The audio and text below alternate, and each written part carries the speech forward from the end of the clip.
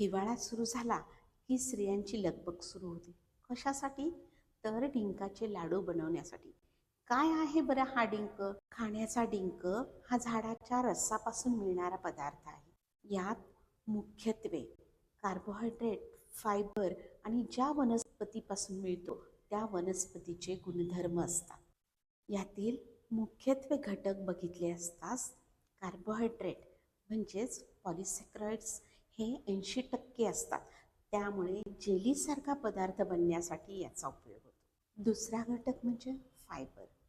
हे फायबर आतड्यांची हालचाल वाढवतात आणि कॉन्स्टिपेशन कमी होते. यानंतर प्रोटीन्स हे 1 ते 3% असतात, म्हणजे अत्यल्प प्रमाणात नैसर्गिक प्रोटीन असतात. पुढचा घटक म्हणजे मिनरल्स. मिनरल्स यात कॅल्शियम, मॅग्नेशियम, पोटॅशियम आणि ट्रेस मिनरल्स असतात.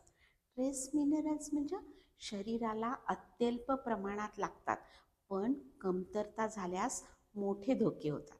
पुढचा घटक म्हणजे मॉइश्चर. 10 ते 12% असतो. यात थोडासा नैसर्गिक ओलावा असतो. आणि नंतरचा घटक म्हणजे प्लांट बायो ॲक्टिव्ह कंपाऊंड, म्हणजेच ज्या झाडाचा डिंक घेतो त्या झाडाचे गुणधर्म त्या डिंकात असतात. डिंकात अँटीऑक्सिडेंट आणि अँटी इन्फ्लमेटरी फॅक्टर असतात. अँटीऑक्सिडेंट मीन्स शरीरातील जे काही टॉक्झिन्स असतात ते बाहेर पडण्यासाठी मदत करणारा घटक असतो. आणि अँटी इन्फ्लमेटरी म्हणजेच शरीराची संरक्षण यंत्रणा वाढवतो.